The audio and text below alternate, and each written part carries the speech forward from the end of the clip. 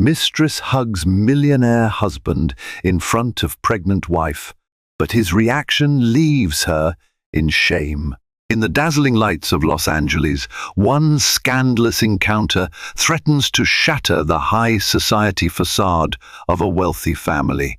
When renowned millionaire and real estate mogul Leonard Santiago publicly embraces his secret mistress, Anastasia Clark, in front of his pregnant wife, Sophia Santiago, the world seems to freeze in shock. But what happens next leaves everyone gasping in disbelief, especially Anastasia, whose smug satisfaction quickly dissolves into shame. This is a tale of betrayal, heartbreak, and redemption, where a single moment unravels hidden motives and buried secrets. Brace yourself for a roller coaster of twists as we witness true drama behind closed doors. Los Angeles had never looked gloomier. The clouds hung low, threatening to unleash a downpour at any moment. Sophia Santiago stared through the tinted windows of her chauffeur-driven Bentley, the city lights reflecting in her eyes. Though L.A. was known for sun-soaked boulevards and warm breezes, this day felt unusually dark and heavy, much like the weight in her heart. She was on her way to a charity gala at the prestigious Harrington Hotel. It was an event her husband, Leonard Santiago, was hosting to raise funds for a local orphanage, and attendance was mandatory for any family member bearing the Santiago name. Sophia was 6 months pregnant, yet the pregnancy glow everyone raved about seemed to bypass her. Instead, she was plagued by constant worry. Rumors swirling around her marriage had grown too loud to ignore. Whispers of a beautiful, cunning mistress named Anastasia Clark had seeped through the grapevine of LA's elite circles. Sophia first heard it from her close friend, Dr. Hilary Brown, who casually mentioned seeing Leonard dining with a mysterious woman at the exclusive restaurant Celestino's. The potential betrayal gnawed at her soul, but, determined to save her marriage and protect her unborn child, she forced herself to appear poised and graceful, as a proper socialite should. The Bentley pulled up to the entrance of the Harrington Hotel, and a uniformed valet rushed over with a large umbrella. Sophia, her baby bump discreetly adorned by a flowing emerald green gown, stepped out slowly. The paparazzi on the sidelines snapped pictures, hungry for the next big gossip story. She could almost feel their lenses capturing every tremor of her troubled expression. Summoning all her composure, she lifted her chin and walked toward the gleaming doors. Wishing Leonard's rumored affair was just a figment of her imagination, Leonard Santiago was as close to L.A. royalty as one could get. Born into the prestigious Santiago family known for their massive real estate holdings across California, he had inherited the family fortune, but also proved himself more than capable in business. At 40 years old, he boasted an impressive portfolio, luxury hotels, private resorts, and condominium towers that dominated the city skyline. Whispers of philanthropic deeds surrounded him too, from building community centers in impoverished neighborhoods to sponsoring scholarships for underprivileged youth. In the eyes of the world, Leonard was a generous millionaire with a heart of gold. But behind the perfect public persona lay flaws he worked diligently to hide. Ambition often led him down morally ambiguous paths. His relentless pursuit of success had cost him the simple joys of family life. Late-night negotiations, secret deals, and hidden associations with beautiful women had turned him into someone Sophia could no longer fully recognize. That evening, Leonard stood at the center of the opulent ballroom in the Harrington Hotel, looking like the picture of confidence. Dressed in a custom-tailored navy tuxedo, he greeted donors and socialites with a charming smile. At his side was his closest friend and business partner, Robert King, an up-and-coming lawyer famed for winning nearly every case he touched. Robert, always vigilant, noticed the tension in Leonard's eyes. He leaned in to whisper, "Sophia's here. You good?" Leonard nodded, feigning enthusiasm, but deep down, a storm was brewing. A gentle hush fell over the crowd as Sophia made her entrance. Her green gown complemented her olive skin, and the soft glow of chandelier lights danced on her graceful silhouette. Leonard moved toward her, placing a polite kiss on her cheek. "You look breathtaking, Sophia," he said with a smile that tried to hide his apprehension. She offered a thin-lipped smile in return, responding with a quiet "Thank you, Leonard." As they circulated through the room, greeting dignitaries and wealthy benefactors, Sophia tried to push aside the nagging sense of unease. She couldn't ignore the furtive glances some guests gave her, or the pitying expression on a few acquaintances' faces. Something was amiss. She felt it in the air, like static electricity before a thunderstorm. Her suspicions only intensified when Leonard excused himself from her side to greet someone across the room. Following his line of sight, she saw a tall, raven-haired woman in a crimson gown that hugged every curve with scandalous precision. Their eyes met momentarily, and Sophia's heart lurched. It was as if she was looking at living proof of all her worst fears. Anastasia Clarke was a name that circulated among the upper echelons of LA society. She was rumored to be a successful interior designer, known for her impeccable taste and exclusive clientele. Yet behind her dazzling surface lay a cunning opportunist with a unique talent for ensnaring wealthy men. Stories about Anastasia's supposed conquests, actors, CEOs, and even a politician were whispered at plush country clubs and in ladies' bathrooms at expensive restaurants. Clad in her striking crimson gown, Anastasia exuded confidence. She moved through the crowd like a queen holding court, an alluring smile always on her glossy lips. When Leonard finally reached her, she didn't hesitate to wrap her arms around him in a brazen hug, pressing herself against him. It was a moment so blatant that a hush fell on the immediate vicinity. People stopped talking and turned to watch. From across the room, Sophia stood frozen. She could hardly believe what she was seeing. The rumors of a mistress were one thing, but watching Anastasia embrace her husband so openly in front of hundreds of people, and while Sophia herself was pregnant, was almost too much to bear. She felt her eyes sting with tears that threatened to fall, but she quickly blinked them away. An audible gasp rippled through the crowd as they waited to see Leonard's reaction. Most expected him to make an excuse, laugh it off, or gently detach himself. But no one anticipated what happened next. Leonard's eyebrows shot up momentarily, as if startled by Anastasia's boldness. Time seemed to slow to a crawl. Sophia could barely breathe. What she saw next would be etched into her memory like a permanent scar. Leonard gently placed his hands on Anastasia's shoulders, pushing her backward and away from him with a firm but calm gesture. The entire room held its breath. Then he spoke, a voice measured, yet resonating with an uncharacteristic chill. "Anastasia, you are crossing a boundary here. My wife is standing right there," he said, nodding toward Sophia. His tone contained not an ounce of affection. It was the voice of a businessman admonishing a subordinate, or a teacher scolding a disrespectful student. A flush of crimson spread across Anastasia's cheeks. She had expected him to play along, to at least smile or reciprocate. Instead, he was essentially distancing himself from her in front of everyone. For a woman who thrived on public acclaim and private seduction, being cast aside so openly was a bitter blow. Confusion rippled across the crowd. Murmurs of shock and speculation grew louder. Some onlookers observed Sophia's face, wondering how she felt. Others watched as Anastasia, mortified, tried to salvage her composure. What had transpired between them behind closed doors? Why had Leonard reacted this way now after all the rumors? Anastasia's embarrassment was palpable. She took a shaky step back, her eyes flickering between Leonard and Sophia.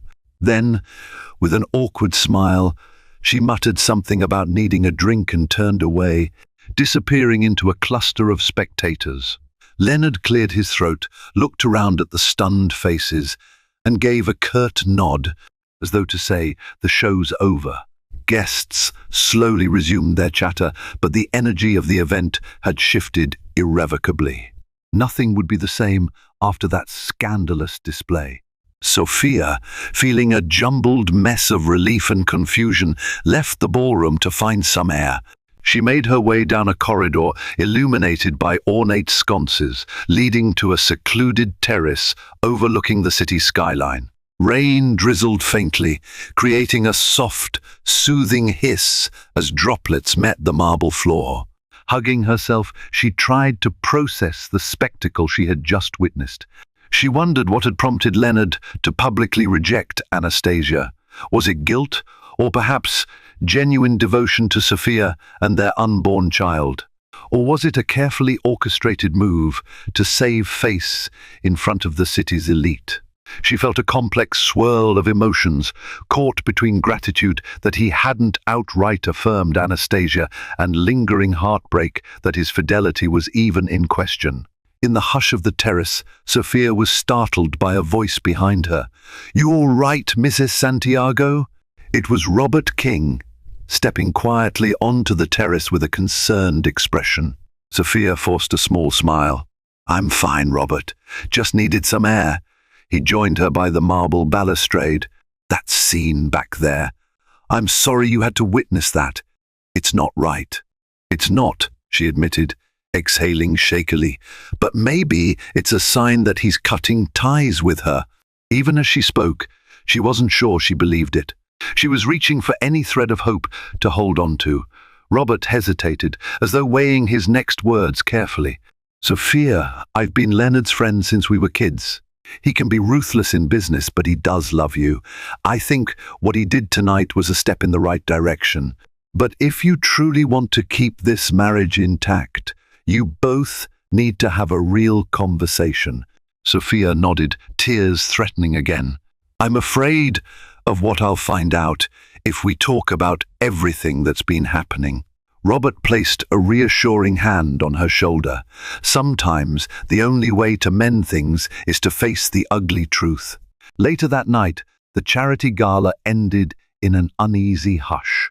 Guests departed with parting glances, some pitying Sophia, others speculating about Leonard's motives, and a few who simply revelled in the gossip they could spread at their next social gathering. Leonard, exhausted and emotionally drained, found Sophia in the penthouse suite he had booked to host out-of-town donors. She sat on the edge of a plush sofa, still in her emerald gown. The baby inside her shifted restlessly, as though sensing her stress. Leonard removed his tuxedo jacket and sat across from her in a leather armchair, fiddling with his cufflinks. For a moment, neither of them spoke. Finally, Sophia broke the silence. "What happened tonight, Leonard?" He inhaled sharply. "I told her it was over. Anastasia." She tried to pull that stunt to well. "I suppose to force my hand, or maybe embarrass you. Or me." His gaze faltered. "I'm sorry, Sophia. She's been a mistake I've made, one I want to correct." Sophia's voice quivered. "How long has it been going on?" Leonard swallowed hard. "Around 6 months. But I ended it a week ago. She didn't take it well. Said she wouldn't let me go so easily.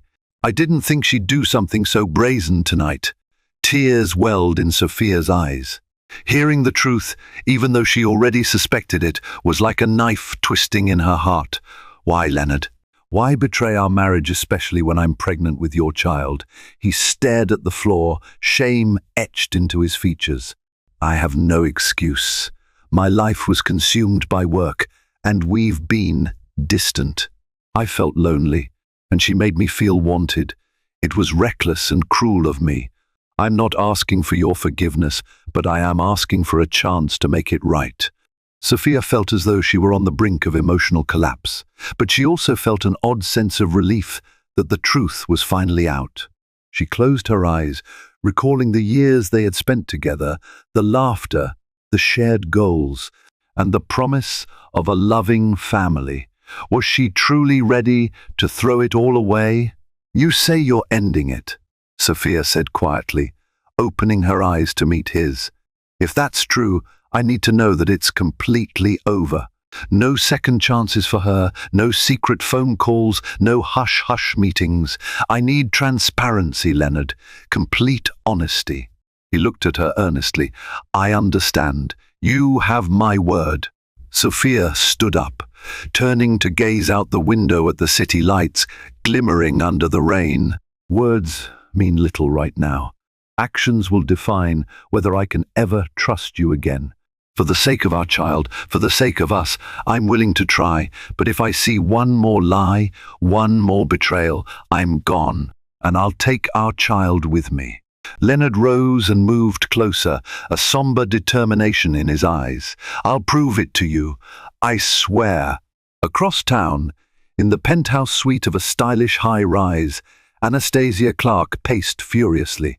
She ripped the pins from her hair, letting it cascade around her shoulders. Her reflection in a massive mirror showed the face of a woman scorned. She recalled the humiliating moment at the gala, the looks of disbelief from onlookers, and Leonard's cold rejection. It all replayed in her mind like a broken record, fueling her rage. She grabbed her phone and sank onto a velvet chaise lounge, scrolling through her contacts until she found Leonard's name. Her finger hovered over the call button, but she resisted. She'd already tried calling him multiple times tonight, to no avail. He was intentionally ignoring her, an act that stung more than she cared to admit. Fine, she muttered to herself. If he wants to play this game, I'll show him I'm not to be dismissed. Revenge brewed in her thoughts, twisting into darker possibilities. She knew about certain shady business deals Leonard had engaged in, including a questionable land development project in the outskirts of San Diego. If she spilled those secrets to the right people, it could land him in serious legal trouble. A cruel smile touched her lips at the thought, yet she still felt a pang of longing. She had grown accustomed to Leonard's lavish gifts, diamond bracelets from Tiffany and company, weekend getaways at the Ritz-Carlton, the best table at Nobu in Malibu. Part of her refused to let go of the lifestyle he provided. No, she decided, I won't vanish quietly. He'll regret humiliating me. Days turned into weeks as Sophia and Leonard navigated an uneasy reconciliation. True to his word, Leonard cut off all contact with Anastasia, blocking her calls, telling his assistant to reject any of her attempts to schedule meetings, and making a conscious effort to be more present in Sophia's life. He accompanied her to prenatal appointments, planned quiet dinners at home, and initiated conversations about the future. Bit by bit, Sophia felt her guarded heart soften. She began to hope that maybe they could salvage their relationship for the sake of their unborn child, a future baby girl whose first ultrasound pictures now adorned their refrigerator door. One Thursday afternoon, after Sophia's visit to Dr. Hilary Brown for a routine checkup, she found a bouquet of roses waiting on the kitchen counter. A handwritten card read, "One day at a time. I love you, Leonard." She held the card to her chest, tears of conflicting emotions welling up. A part of her still ached with residual distrust, but another part of her recognized Leonard was making genuine efforts. Meanwhile, Anastasia was relentless. She hired a private investigator, Brian Palmer, to dig up any dirt on Leonard that she could potentially use as leverage. Palmer discovered some borderline unethical business dealings, nothing overtly criminal, but enough to raise eyebrows. Anastasia took meticulous notes, particularly on a questionable transaction involving a property called Hightop Estate. Leonard had purchased it under an LLC to hide his involvement, then quickly sold it for double the price to a third party rumored to be a shell corporation. The details were convoluted, but Anastasia had enough context to cast suspicion on Leonard if she leaked the information to a hungry journalist. Yet she wanted a more personal form of revenge, something that would strike at the heart of Leonard's attempts to mend his marriage. She aimed to shatter his domestic peace in a way no business scandal could. For that, she needed to get close, very close to Sophia. Just as life seemed to be inching toward normalcy in the Santiago household, Sophia received an anonymous letter in the mail. The envelope had no return address, and inside was a single sheet of paper with a typed note: "You should know the truth. Meet me at the Magnolia Cafe on Westwood Boulevard tomorrow, 3 p.m. Anxiety prickled at the back of her neck as she reread the cryptic message. Could this be Anastasia? Despite Leonard's protests, Sophia decided to go. She was tired of living in uncertainty, and she suspected this might be her chance to put an end to Anastasia's meddling once and for all. The Magnolia Cafe was a cozy, bustling spot, famous for its cappuccinos and freshly baked pastries. Sophia arrived a few minutes early and took a seat at a corner table. The baby kicked lightly, as if sensing her tension. She tried to calm herself with a few sips of water. Right on time, Anastasia Clark strode in, wearing a chic black trench coat and oversized sunglasses. Removing the sunglasses, she scanned the cafe, spotting Sophia quickly. With a smirk curling her red lips, she sauntered over and sat down. Neither woman spoke for a moment. Sophia folded her hands over her belly protectively. Anastasia eyed the pregnant bump with a mixture of scorn and jealousy. Finally, Anastasia broke the silence. "You're braver than I thought, showing up here." Sophia kept her voice level. "You said you had something to tell me. So tell me." A waiter approached to take orders. Anastasia waved him off dismissively. "We won't be long," she said, her eyes never leaving Sophia's face. Once the waiter left, Anastasia leaned forward. "Leonard might have cut me off, but he can't erase what's happened between us. I'm sure you're smugly thinking you've won. Well, let me assure you, I'm far from done. I have information that could ruin him, and by extension, you." Sophia swallowed hard. She had half expected this. "Do you think blackmailing me will fix anything? If Leonard did something illegal, you can go to the authorities. Otherwise, this is just you seeking revenge." Anastasia smiled coldly. "You sound braver than you look. But let's not play games. I know how wealthy you both are. There's no limit to what you'd pay to keep your family's reputation intact. If I leak what I know, he'll lose everything: his fortune, his deals, possibly even his freedom. How would that affect your precious unborn child?" Sophia felt her temper flare. She reminded herself to remain calm for the baby's sake. Leonard's mistakes are his own to face. But threatening us? That's going too far. Why do you want to hurt him so badly? Anastasia's gaze flickered, revealing a deeper wound than Sophia had anticipated. "Because he humiliated me in front of everyone. I was nothing but a secret fling to him, like a disposable accessory. And you," she spat the word with venom, "you get the ring, the baby, the name." Sophia stood, her posture steady despite her trembling insides. "If it's money you want, we can arrange something through our lawyers. But let's be clear, if you ruin Leonard, you ruin yourself too. No one in this town will trust a blackmailer." For a moment, Anastasia's eyes blazed. Then, just as quickly, a sly calm replaced her anger. "Oh, I don't want to be a blackmailer, but I do want retribution. I'll be in touch." With that, she rose and glided out of the cafe, leaving Sophia shaken and furious. By the time Sophia got home, she felt mentally exhausted. Leonard was in his study, reviewing documents for an upcoming business deal. She confronted him immediately. "We need to talk about your property deals, especially something called Hightop Estate." Leonard frowned. "How do you know about Hightop Estate?" His reaction was all the confirmation.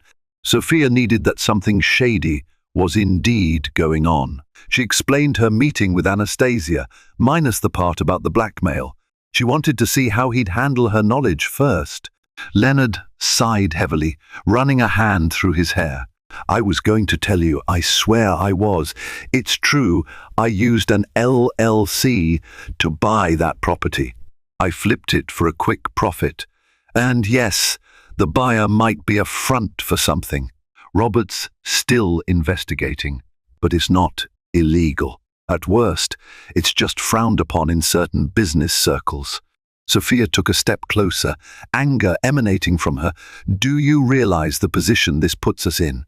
Anastasia is threatening to go public with whatever she knows. Even if it's not strictly illegal, the scandal alone could ruin your reputation. This child, our child, could be born into chaos if the press catches wind of this. Leonard's expression softened. I never meant to endanger you or our baby. I was trying to secure a major profit before the competition swooped in. That's the nature of real estate in LA, cutthroat and sometimes ethically murky. But I should have told you about this earlier. Sophia sighed. We can't let her control our future. You need to come clean about everything and find a way to neutralize her threats. Anastasia's attempts at blackmail escalated in the following days. She sent Sophia text messages, cryptic reminders of her knowledge, daring her to make a move. Leonard began consulting Robert King, hoping his friend's legal expertise would offer some protection.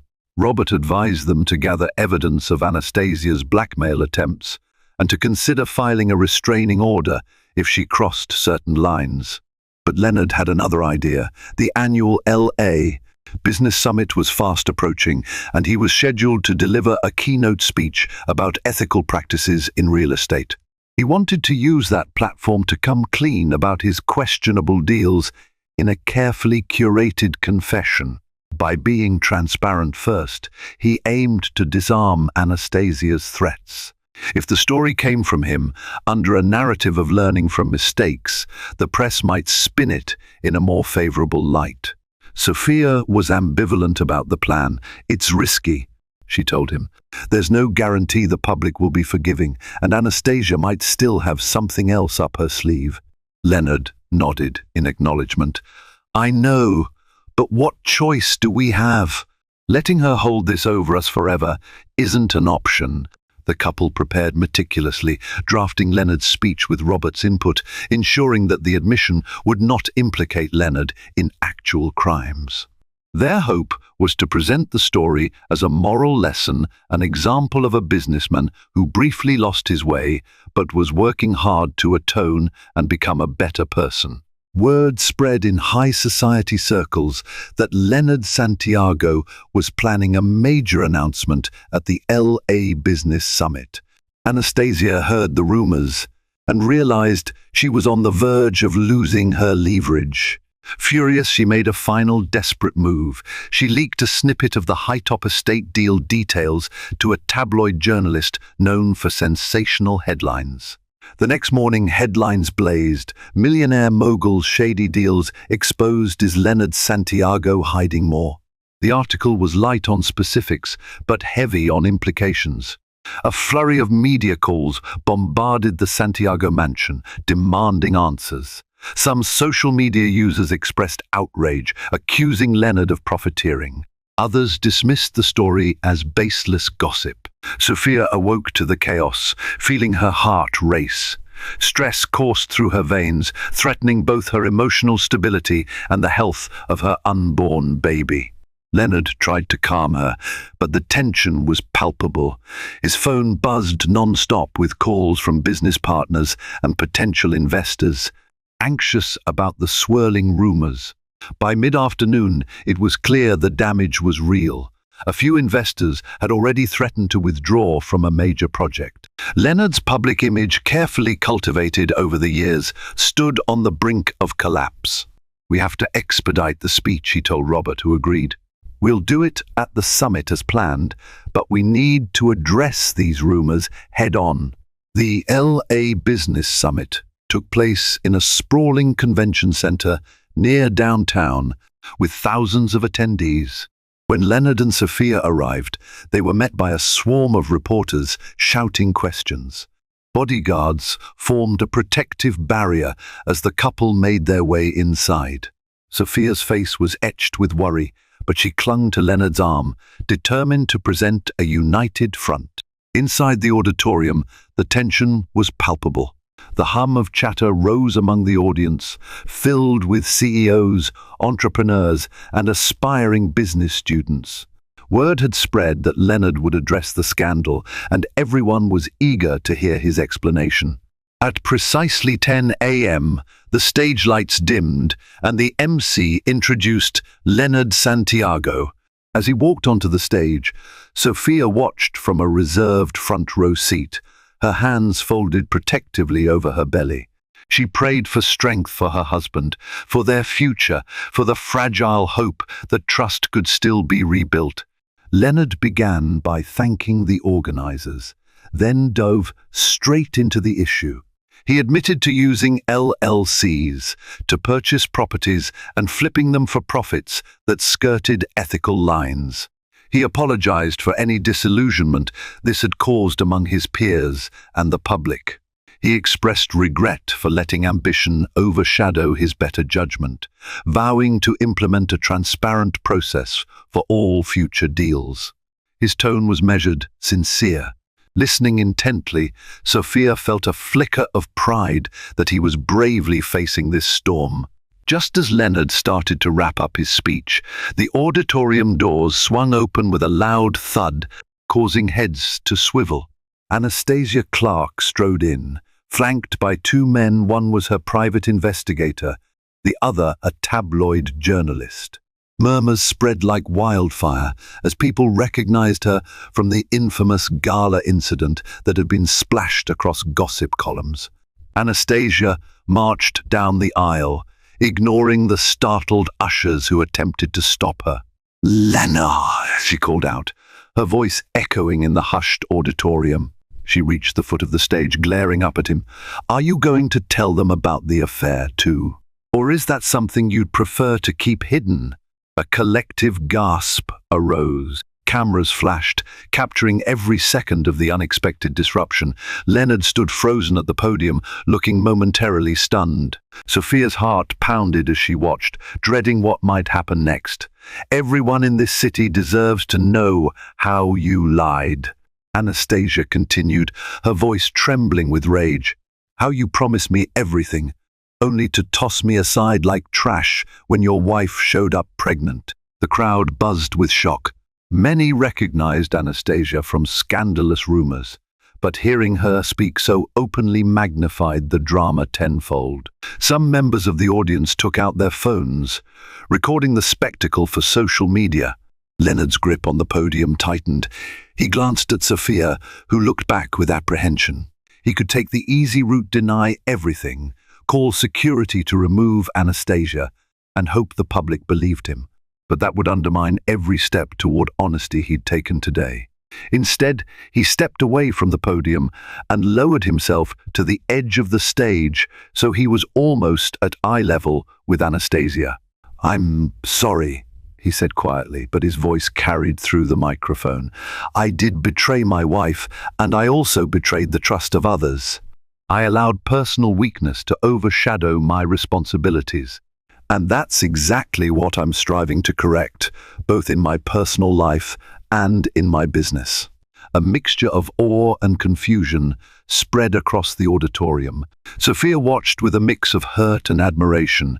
She had already known the truth, but hearing him admit it so publicly stirred her emotions once again. Anastasia's lips trembled. She hadn't expected Leonard to confess everything so candidly. She had wanted to shame him, but he was now beating her to the punch by owning up to his failings. The defiance in her gaze flickered. "You can't just say sorry and expect me to vanish," she spat, though her voice cracked. Leonard nodded. "I know. You deserve more than a dismissive apology, but I need you to see that this isn't about you and me anymore. I'm trying to rebuild my life with my wife and child. If you need reparation, let's handle it privately, legally, if necessary. But I'm done lying. To you, to my wife, or to anyone else." A stunned silence enveloped the auditorium. Then, to everyone's surprise, A soft ripple of applause began. It came from an older businessman in the front row who stood clapping slowly. Gradually, more people joined in. Some, clearly moved by Leonard's frank admission, showed their support for his willingness to confront his misdeeds head-on. Others remained cautious, uncertain if this was just another performance by a savvy businessman. Anastasia's composure cracked. Tears welled in her eyes, but she refused to let them fall in front of the cameras. She turned on her heel and hurried back up the aisle, pushing past the tabloid journalist, who frantically snapped photos. The private investigator followed in her wake, looking slightly bewildered at the turn of events. Sophia exhaled, tears staining her cheeks. Leonard returned to the microphone. "Let's end this here. I admit my personal failings and unethical shortcuts. I have begun taking concrete steps to rectify past mistakes. And I promise you all, especially my wife, that from here on out, honesty and integrity will guide me. Thank you." With that, he exited the stage to more scattered applause and a sea of flashing cameras. In the hours following the dramatic confrontation, Leonard's phone erupted with messages, some praising his candor, others condemning his actions. PR consultants argued that he had done the only thing possible to salvage his image. Investors, initially rattled, cautiously held back on withdrawing their support, waiting to see how public opinion would settle. Sophia and Leonard retreated to their mansion, exhausted. In the quiet living room, he sank onto a couch, leaning his head back. Sophia joined him, placing a gentle hand on his knee. "You were so brave today," she murmured. He turned his head, a weary but relieved smile tugging at his lips. "I was terrified, but I realized I couldn't keep hiding the truth. Not from you, and not from everyone else." She nodded, tears gathering in her eyes. "The affair hurt me deeply, but seeing you own up to it in such a public way, I believe you are genuinely trying to change." Leonard placed a tentative hand on her swollen belly. "I love you, Sophia, both of you. I'm so sorry for everything." She leaned into him, letting her tears flow. "Just promise me we'll face everything together from now on."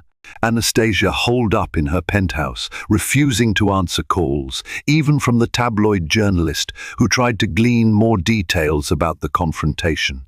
She felt foolish, defeated, and alone. She had spent so much energy planning her revenge, only to watch Leonard reclaim control of the narrative by confessing first. Instead of witnessing his downfall, she had unwittingly handed him a path to redemption. Late that night, she stared out the floor-to-ceiling windows. The city shimmered below her, and she realized how empty she felt. Had her entire identity hinged on Leonard's affection and his luxurious lifestyle? Where did she go from here? Her phone buzzed with a message from Brian Palmer, the investigator. "Clark, you owe me for the info. Don't ghost me." She grimaced, realizing that she had overextended herself financially in her quest to ruin Leonard. The prospects of finding a new wealthy benefactor were dimming, given her newfound reputation as a public troublemaker. Her facade of unbreakable poise had shattered in front of all of Los Angeles. A wave of regret washed over her. She had lost much more than she gained. In the weeks that followed, the dust gradually settled. Public discourse shifted to newer scandals, relegating Leonard's confession to last month's news. A few critical articles questioned whether he had truly reformed or was just an opportunist who got caught, but many lauded his willingness to go on record and address mistakes, arguing it set a precedent for honesty in a cutthroat industry. More importantly, Sophia and Leonard took tangible steps to heal their marriage. They started therapy sessions, focusing on trust and communication. Leonard also made philanthropic gestures, donating a substantial sum to housing initiatives for low-income families, as though seeking to balance the karmic scales. He was more attentive at home, cooking dinner for Sophia, massaging her feet when pregnancy discomfort set in, and reading books about fatherhood in the evenings. Each act was a small building block in the fragile structure of trust they were reconstructing. The memory of Anastasia lingered like a faint stain, but it was fading slowly, overshadowed by the couple's renewed commitment to each other. Sophia's due date was fast approaching. The night before she was scheduled for a checkup, she paced the living room, feeling the baby's restless kicks. Leonard walked in, noticing her agitation. "Everything okay?" She nodded, managing a soft smile. "Yes, I'm just excited, nervous, a bit scared. Our daughter could arrive any day now. Are we ready?" He slipped an arm around her waist and kissed her temple. "We'll learn as we go, but we'll do it together." Just then, Sophia felt a sharp tightening in her abdomen, followed by a wave of mild pain. She froze. Leonard's eyes widened. "Is it time?" She shook her head, exhaling. "Braxton Hicks, probably, but we should be prepared." They spent the next few minutes verifying the hospital bag, double-checking the car seat installation, and discussing their birth plan. The tension they had once endured seemed to evaporate in the face of this new life moment. Their focus turned toward the future, filled with anticipation for the little one about to enter their world. A week later, in the early hours of the morning, Sophia felt a contraction so strong it nearly took her breath away. She woke Leonard up, her face contorting in pain. "It's happening," she whispered through gritted teeth. He sprang into action, helping her to the car and driving her to the hospital. Her obstetrician, Dr. Hilary Brown, was ready and waiting. The labor was intense.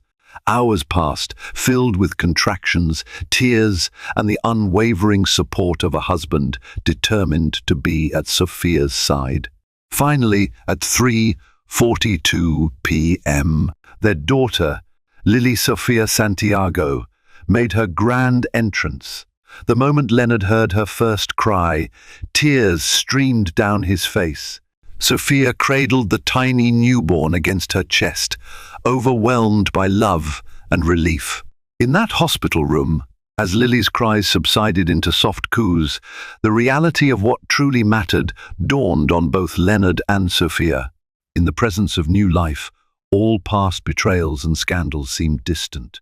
The small family, once threatened by lies and secrets, now had a future defined by honesty and commitment. A week after Lily's birth, Sophia was resting at home, cuddling the baby in a nursery decorated in soft pink and white. Leonard appeared at the doorway with a conflicted look on his face. "There's someone here to see you," he said quietly. Sophia looked at him quizzically. "Who?" He hesitated. "Anastasia Clark." Sophia stiffened. A surge of protective instinct coursed through her. "Why would she come here? She said she wants to apologize. I can send her away if you prefer."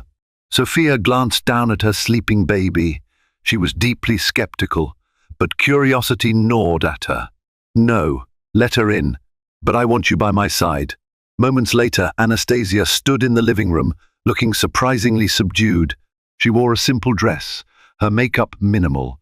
She fidgeted with the strap of her handbag, casting nervous glances at Leonard before turning her attention to Sophia. Sophia carefully handed Lily to Leonard and folded her arms. "What do you want, Anastasia?" Anastasia's gaze flicked to Lily, and a flash of sorrow passed over her features. "I just wanted to say I'm sorry," she began softly. "I realize now that I let my pride and anger consume me, and in the process, I nearly destroyed your family." Sophia remained guarded. "Yes, you did." A tremor appeared in Anastasia's voice. "I don't expect forgiveness. I just needed to say it. I also wanted you to know that I'm leaving L.A. I got a job offer in Chicago, a chance to start fresh. I won't bother you or Leonard anymore." Leonard, holding Lily protectively, asked, "Are you sincere, Anastasia? No more blackmail, no more threats?" She nodded, tears brimming in her eyes. "I have no reason to continue. I lost. I've learned a difficult lesson. I realize I can't build a future by clinging to someone else's husband." A long silence stretched in the room. Finally, Sophia spoke, her voice measured but not unkind. "I appreciate you coming here to say that. For the sake of my family, I hope you find your peace. But please respect our boundaries." Anastasia nodded once more, a tear rolling down her cheek. She took a final glance at Lily, the tangible symbol of the life she once tried to sabotage, and turned to leave. The door closed softly behind her. Sophia and Leonard exchanged a look of relief, both sensing an invisible weight lifting from the room. In the months that followed Lily's birth, the Santiago household brimmed with a mix of quiet joy and inevitable challenges. Nighttime feedings turned the once silent mansion into a symphony of Lily's soft cries and lullabies humming from the nursery, while mornings brought a renewed sense of purpose for Sophia and Leonard. They were no longer just husband and wife, they were parents to a spirited little girl who demanded their attention and gave their lives fresh meaning. Despite the late-night exhaustion and the steep learning curve of new parenthood, Sophia found herself smiling more often than she ever had before. Each time Lily gazed up at her with wide eyes, an overwhelming sense of love and protectiveness washed over her. Leonard, on the other hand, juggled fatherhood with the demanding realm of business. After his public confession at the LA Business Summit, he doubled down on maintaining transparency in every project. His company weathered the initial backlash better than anticipated, partly due to the compassion he garnered from those who appreciated his honesty, and partly because many saw that behind the multi-million-dollar deals was a man genuinely striving to redeem himself. Investors who valued moral fortitude stayed on board, even venturing to form new partnerships with him. Still, Leonard understood that trust was fragile and building it back would require unwavering dedication. Sophia watched these transformations with both gratitude and lingering caution. She couldn't deny the relief she felt at seeing Leonard rush home from late meetings just to read Lily her bedtime story. He would kneel beside the crib, voice soft, recounting fairy tales or telling Lily about his own childhood in a gentle whisper. Sometimes he would glance at Sophia over Lily's head, and their eyes would lock in a silent exchange of hope and mutual respect. In those moments, Sophia glimpsed the caring, enthusiastic husband she had fallen in love with years ago. Yet the scars of betrayal still existed. Some nights, Sophia found it hard to sleep, her mind replaying painful memories of Anastasia. There were flashes of anger moments when a stray thought reminded her of all she had almost lost. Therapy sessions, both individual and as a couple, helped her work through these emotions. Dr. Alexander Parker, their marriage counselor, introduced exercises in communication and trust building. Whenever old insecurities threatened to resurface, they practiced active listening, taking turns to speak without interruption, ensuring each felt heard and validated. It wasn't just their marriage that required careful tending. Leonard's relationship with Robert King also took on new depth. Robert proved invaluable in guiding Leonard through ethical business strategies. Behind the scenes, Robert tirelessly reviewed contracts and performed due diligence on any deal that crossed Leonard's desk, making sure there were no hidden landmines that could pull the family back into scandal. Though Robert remained Leonard's loyal ally, he had also become Sophia's confidant, reminding her that real change wouldn't happen overnight. Patience and consistency would be key. Meanwhile, Lily continued to grow, making her presence known with every gurgle and babble. She became an anchor for Sophia and Leonard, someone so small and fragile, yet capable of uniting them in purpose. They spent weekends strolling through the city parks, sometimes discreetly guarded by security to deter paparazzi. With each family outing, Sophia felt new layers of tension peel away, replaced by gentle contentment and the belief that maybe, just maybe, they were forging a stronger family than before.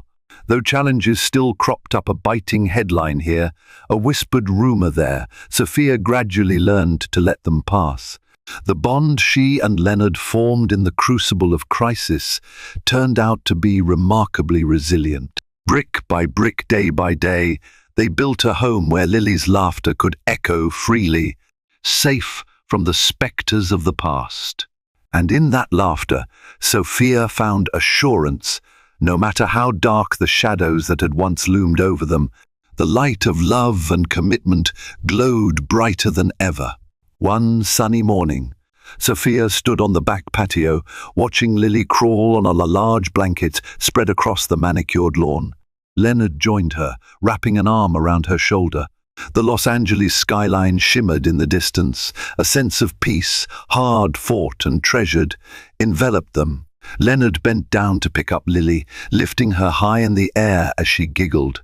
"Every day, I'm reminded of how lucky I am," he said, pressing a kiss to the baby's forehead. "Thank you for giving me another chance." Sophia leaned against him, smiling at the innocent laughter of their child. "We both had to learn a lot, Leonard, but Lily makes it all worth it." The family of three basked in the warm California sun, hopeful about the life unfolding before them. They were no longer defined by past mistakes or haunted by a mistress's looming shadow. Instead, they had emerged stronger, bound by the precious gift of trust reborn. From the shadows of betrayal to the light of redemption, the Santiago's journey reminds us that honesty can offer a bridge back from even the deepest chasms of mistrust. Leonard's public confession risked his entire empire, yet it paved the way for a hard-earned forgiveness. Sophia, pregnant and determined, found within herself a capacity to fight for both her marriage and her own self-worth. Even Anastasia, driven by vengeance, discovered that her pursuit of destruction led only to regret. In the end, new life, in the form of baby Lily, offered a fresh beginning, proof that the bonds of love can endure when nurtured with sincerity. He was the dashing mogul every ambitious entrepreneur wanted to emulate. She was the poised, loyal wife who had stood by him from humble beginnings. No one would have guessed that behind the gated mansion's manicured lawns, betrayal festered like poison. Until one day, in a flurry of financial sabotage, he let his mistress cut off his wife's credit cards. It was humiliating, scandalous, and only the beginning of a whirlwind that would pit powerful business alliances against each other. In a boardroom confrontation that stunned everyone, the CEO himself stepped in, but not in the way anyone expected. Buckle up. This is the story of love, greed, and revenge. Jordan Alberts was not born into luxury.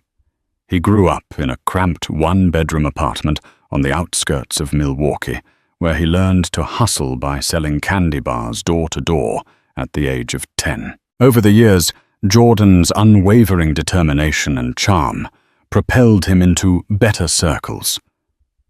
First at a local startup, then into his own tech company that caught the eye of an angel investor. By the time he was 35, Jordan was a self-made millionaire, a prominent figure on various entrepreneurial boards, and had connections with people like Mark Cuban, Bill Gates, and a few top executives at Google. His wife, Elizabeth Alberts née Wagner, had been with him through everything. They met in college at a small tech entrepreneur club meeting, both bright-eyed and dreaming of changing the world. Elizabeth came from a modest background, too. Her father was a retired auto mechanic, and her mother a homemaker. She'd studied communications with an emphasis on public relations, and it was through Elizabeth's network of contacts that Jordan first gained access to small local pitch events. While Jordan pitched his innovative software for automating small business tasks, Elizabeth made calls, arranged coffee meetups, and tried to capture the interest of potential backers. They married in a little chapel by Lake Michigan. It wasn't a lavish wedding, No star-studded guest list, no fancy reception at the Ritz. But to Jordan and Elizabeth, it felt perfect. A union built on genuine love, unwavering support, and a shared dream of building a life and a business empire together. Over the next decade, they grew from a modest condominium in Milwaukee to a stunning estate in Austin near Lake Travis, with a sweeping view of the water and rolling Texas hills. It was there at a philanthropic event organized by the Bill and Melinda Gates Foundation that Jordan's name landed on the radar of top-level investors. His company's smart automation technology was recognized for its potential to transform not just small businesses, but large-scale manufacturing and logistics. Soon after, Jordan's net worth skyrocketed from a mere $5 million to well over $200 million. For a while, everything was picture perfect. The marriage was strong, their personal synergy unwavering. Elizabeth handled some philanthropic duties, organizing events, acting as a goodwill ambassador for Jordan's brand, and forging new partnerships through her PR background. Their household staff adored them, describing Elizabeth as kind, gracious, and always mindful of the people around her. But money can be a seductive force, and success can open doors to darker temptations. Jordan began attending more exclusive networking events in Beverly Hills, New York, and beyond. Elizabeth was often at his side, but there were times she couldn't attend. Perhaps she was busy finalizing the details for a charity gala, or maybe she was simply burnt out from the unrelenting schedule. It was during these times, rare at first, then increasingly common, that Jordan got close to someone else. Her name was Ava Monroe. She was a rising star in the world of technology law, representing high-profile clients like Tesla, Amazon, and a few top-tier cryptocurrency exchanges. She had a reputation for being ruthless in negotiations, seductive in social gatherings, and unbelievably charming behind closed doors. The rumor mill started buzzing the moment Ava was seen at Jordan's table during a private dinner after a tech summit in Las Vegas. Elizabeth wasn't there. She had chosen to stay in Austin, meeting with a team of female entrepreneurs Jordan was mentoring. A few people whispered about Jordan's visible fascination with Ava, the way he leaned in whenever she spoke, how they clinked champagne flutes with an intimacy that suggested more than just business talk. No one knew for certain how fast or how deep it went, but soon the signs became undeniable. Lavish gifts appeared on Ava's social media, including a diamond bracelet, suspiciously similar to the ones Jordan's company had once gifted important clients. Photos emerged of Jordan and Ava at high-end restaurants in Manhattan, always carefully angled to obscure Jordan's face, though keen observers could still identify him by the sliver of a recognizable watch or the faint reflection in a mirrored wall. By the time the rumors reached Elizabeth, they were no longer rumors, but near-confirmed facts. She felt her chest tighten, her world spinning out of control. This couldn't be real. Jordan had always been a loyal partner. But the evidence was too compelling to deny. She confronted him in the privacy of their Lakeview mansion. At first, Jordan denied everything.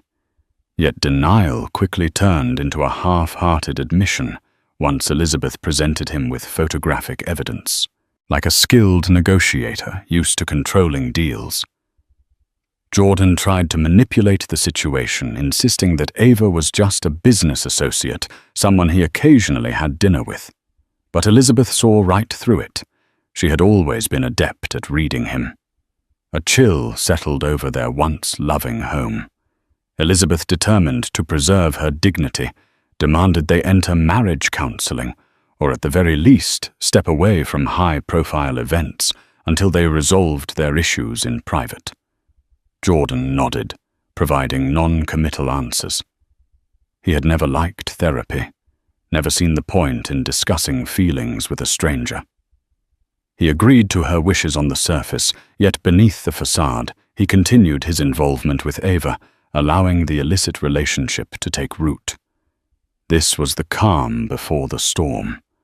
For soon Elizabeth's sense of betrayal would pale in comparison to the massive financial and emotional blow about to come her way.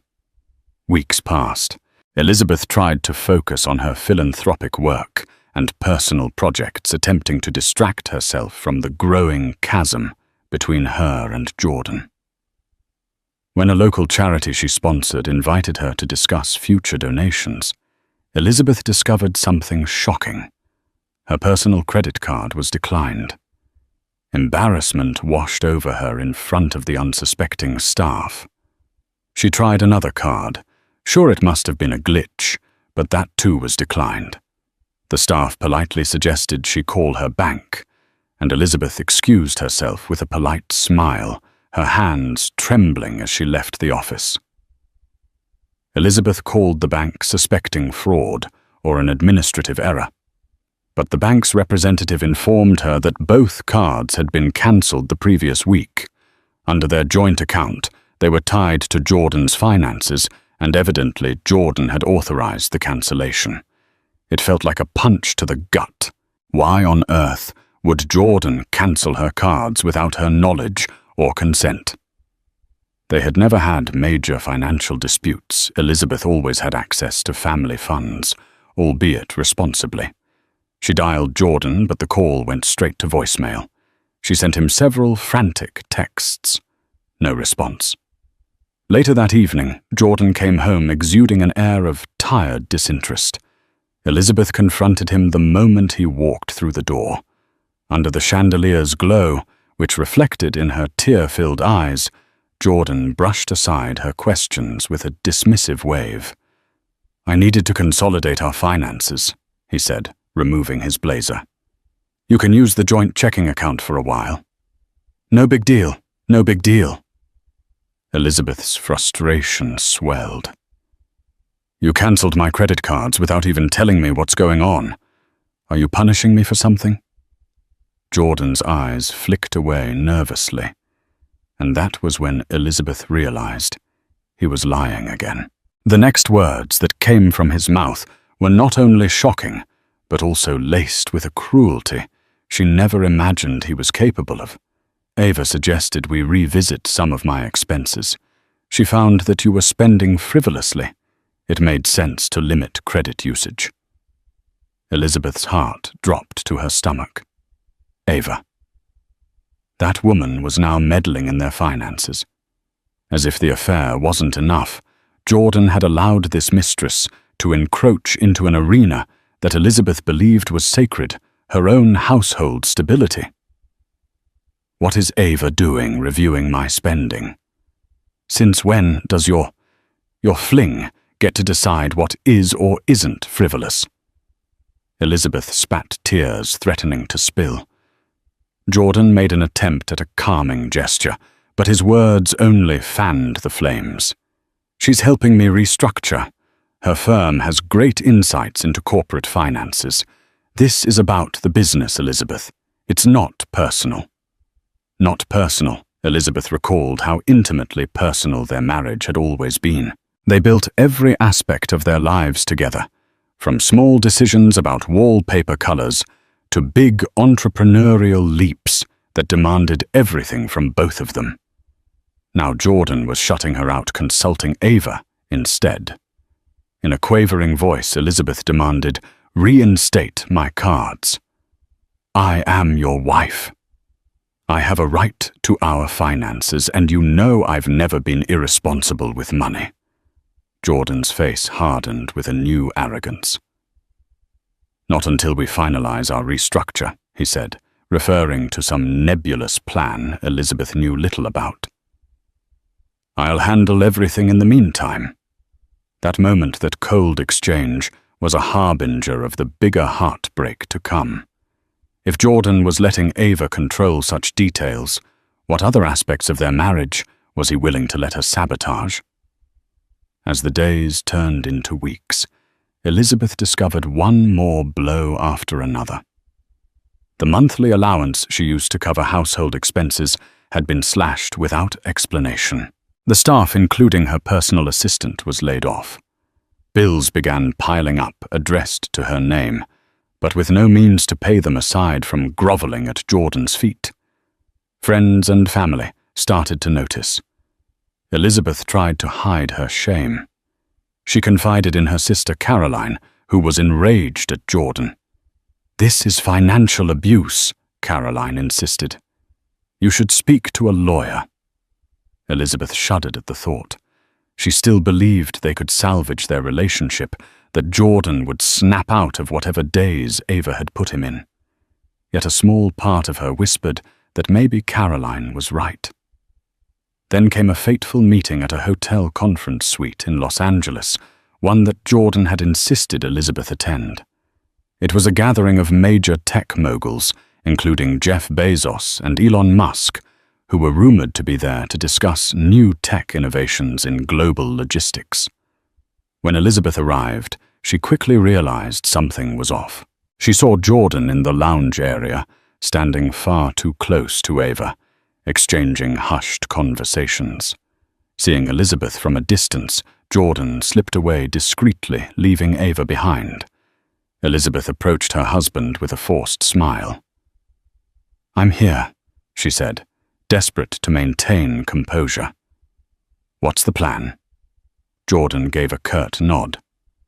"There's a closed-door session for the key players only. You'll have to wait outside." In the past, Elizabeth had always been included in these key player sessions as Jordan's partner and PR advisor. The subtle exclusion burned her pride. She swallowed her anger. "Sure, I can wait."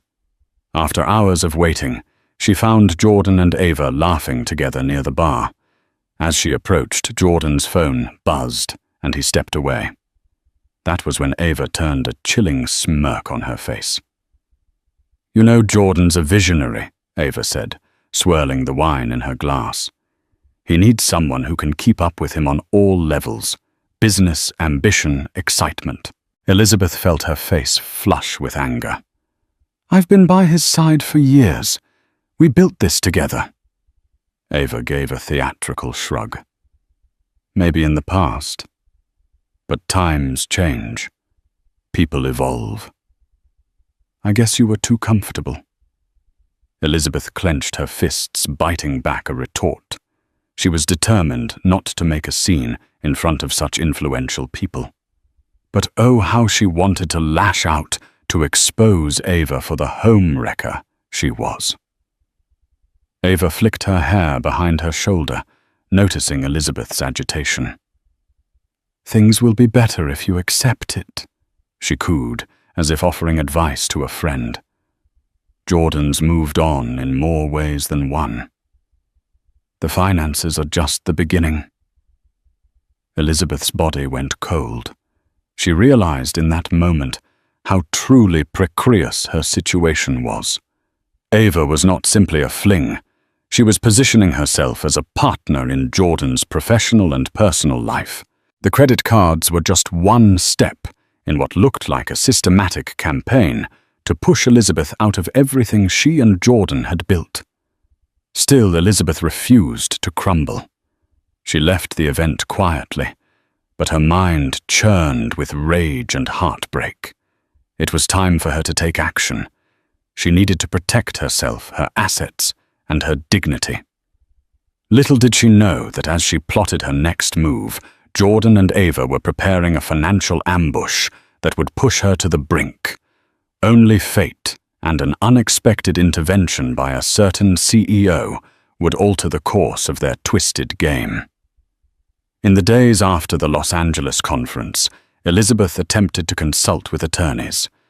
She picked up a referral from a friend who once worked with a high-profile divorce lawyer in New York. The initial phone calls were sobering, with Jordan's empire being primarily under his name and her credit cards cancelled. She had limited liquidity to hire top-tier representation. Even so, Elizabeth pressed forward. She managed to scrape together some funds from a personal savings account.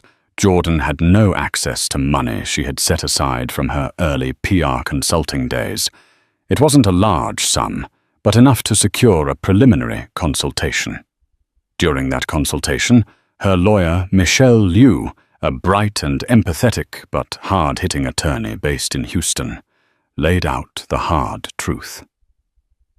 Financial abuse and infidelity are serious grounds for divorce, Michelle said, scanning through Elizabeth's financial statements. But if Jordan's funneling money and assets into new accounts under his own name, or shifting resources to places you can't see, we need proof, and we need it fast. Elizabeth swallowed. She recounted Ava's involvement, how she was effectively orchestrating the restructuring. Michelle's pen scribbled quickly over a notepad. "You have a right to half of the marital assets, Elizabeth, but it looks like your husband is 2 steps ahead. We must move quickly." The plan was to gather evidence of Jordan's wrongdoing and file a court order to freeze marital assets, ensuring Elizabeth had a fair shot. But as they began drafting documents and rummaging through what records, Elizabeth had an avalanche of shocking details surfaced. Jordan wasn't merely cancelling credit cards. He was transferring stocks from their joint portfolio into an account under his newly formed trust. He had changed the authorized signatory details for a few of their properties, effectively locking Elizabeth out. He was also taking out lines of credit against certain properties, presumably to fund new ventures that, as Elizabeth suspected, involved Ava. The emotional strain weighed heavily on Elizabeth. She couldn't sleep, her appetite waned. Each day felt like standing at the center of a storm. Yet if she thought this was the worst of it, she was mistaken. One evening, after finalizing some documents with Michelle, Elizabeth returned to her mansion to find her keycard didn't work on the electronic locks. Pounding on the door, she shouted for the live-in staff if any were left. Seconds later, the door opened slightly, revealing Ava's face. "Jordan's not here," Ava said icily.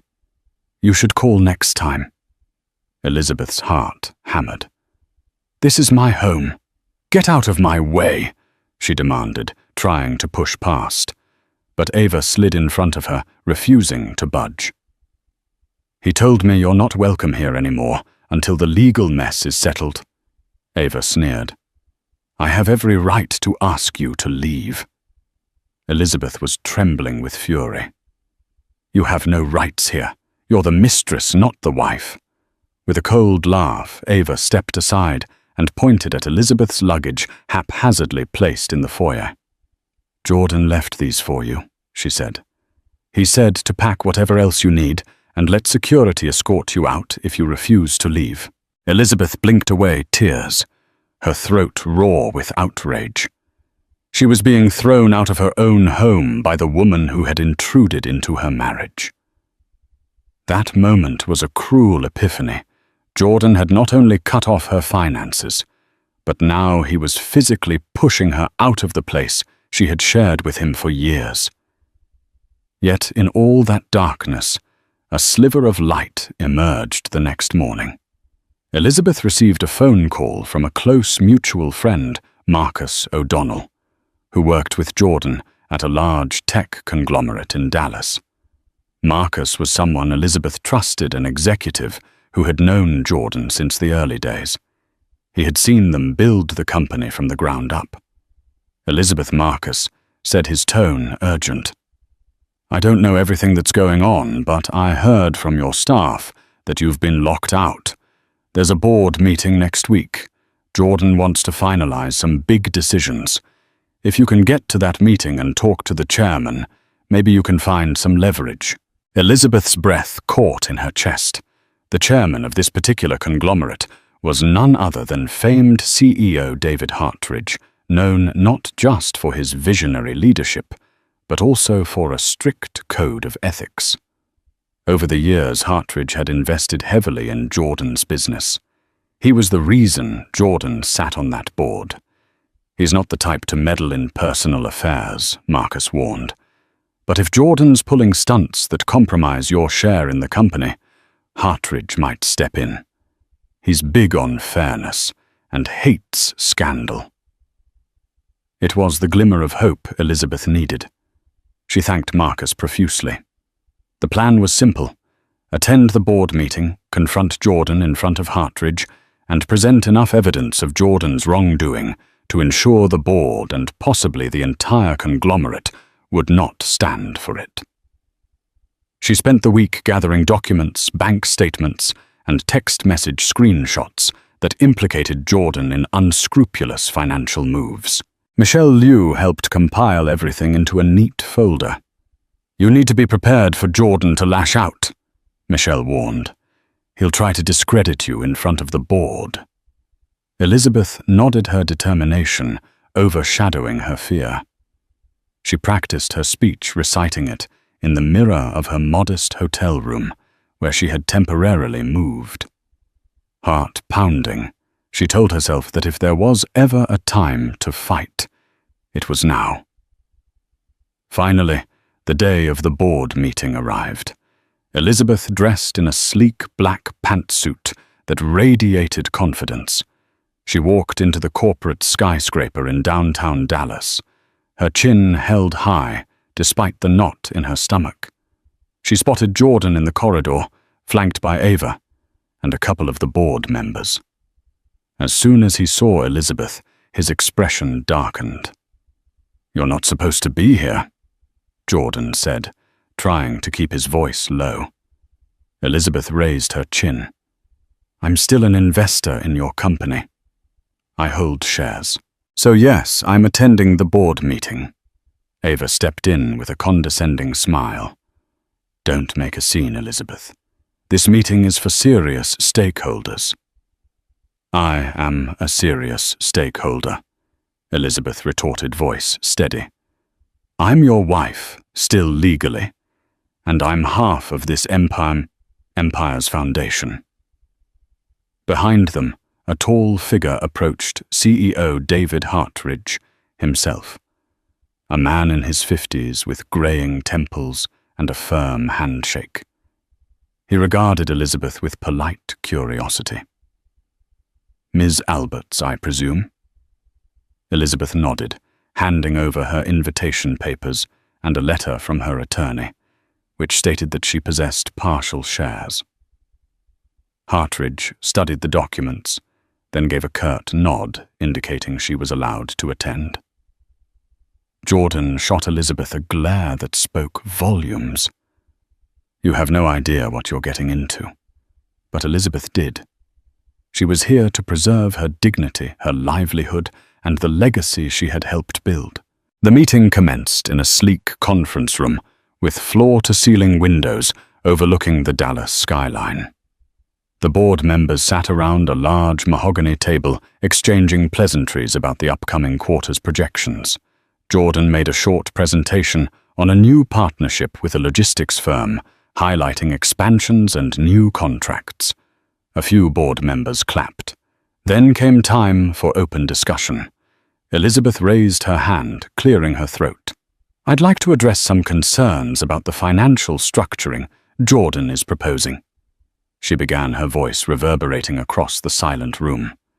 Jordan's face reddened. Ava, seated beside him, tried to intervene.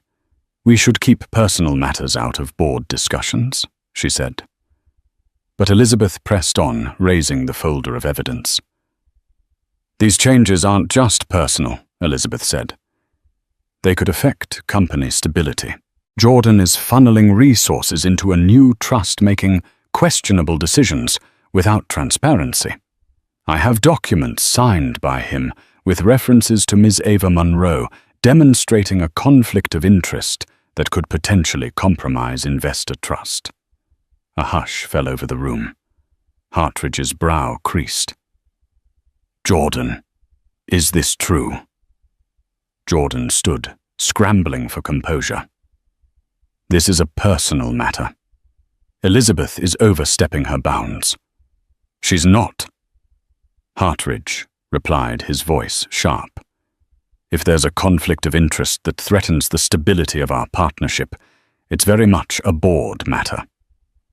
Jordan's eyes darted between Hartridge and Elizabeth. For the first time, He seemed cornered, uncertain how to proceed. Ava shot Elizabeth a lethal glare, realizing that Elizabeth's boldness had forced the topic into official territory. The tension was palpable. Elizabeth's heart thumped so loudly, she was certain everyone could hear it. But she stood her ground. Continuing. I also discovered lines of credit being taken against marital properties to fund expansions. These expansions could be legitimate, but the details are obscured. I have reason to believe Ms. Monroe is manipulating these finances for her personal gain. Murmurs rippled through the board. A couple members exchanged uneasy glances. Even those who might have sided with Jordan seemed rattled by the magnitude of Elizabeth's accusations. Hartridge steepled his fingers, evaluating the situation. I propose we recess for 15 minutes. Jordan, Elizabeth, Miss Monroe, please step into my office. Jordan inhaled frustration etched across his features, but he couldn't refuse the CEO's request, not without causing a catastrophic scene. The three followed Hartridge into a glass-walled corner office, shutting the door behind them. In that tense, enclosed space, the real battle began. Elizabeth laid out her evidence on the polished table before Hartridge. Jordan tried to dismiss it all as a personal dispute, but Hartridge was no fool. He could see the potential for scandal, especially if a partner was using company infrastructure for personal vendettas. Throughout this heated exchange, Ava attempted to deflect blame. She portrayed herself as a legal advisor, merely suggesting financial moves, disclaiming any wrongdoing. But Elizabeth's carefully compiled documents suggested otherwise. Emails, text messages, and proposed legal documents bore Ava's digital fingerprints. Hartridge's expression darkened. Jordan, this is unacceptable. If these documents are authentic, you've put your personal entanglements ahead of corporate responsibility. I won't allow it under my leadership. Jordan's face went pale. He tried to protest to label Elizabeth's claims as overblown, but Hartridge had already made up his mind. Until this is sorted out, Jordan, I'm placing your proposals on hold.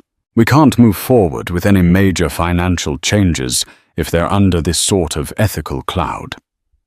Elizabeth felt a surge of relief, a faint vindication. While she hadn't resolved the core issue of Jordan's betrayal, at least the board wasn't letting him run roughshod over her financial future. But Jordan, cornered and embarrassed, lashed out in desperation. You can't shut me down like this, he snapped at Hartridge, voice tight with anger. I'm the one who made that original deal with your conglomerate. You need my innovation. Hartridge stood up, bristling at Jordan's tone. I'm the CEO, and you've just made me question your reliability and integrity. Watch yourself, Jordan. Ava stepped closer to Jordan, placing a hand on his arm to calm him, but he shrugged her off.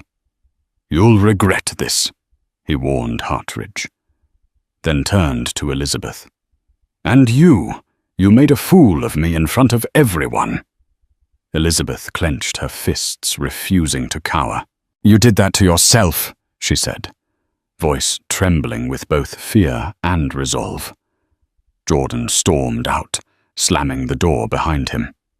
Ava followed quickly, her heels clicking on the marble floor. Hartridge sighed, looking at Elizabeth, who was holding back tears. Thank you for bringing this to my attention, Hartridge said.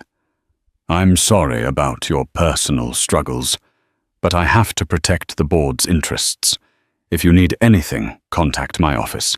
I'm not a family court judge, but I won't let Jordan drag the company down. With that, Elizabeth let out a shaky breath. She had achieved a small but crucial victory, yet she couldn't shake the nagging sense that Jordan, humiliated and cornered, was far from finished. She left the skyscraper, stepping out into the bright Dallas sun, uncertain but determined.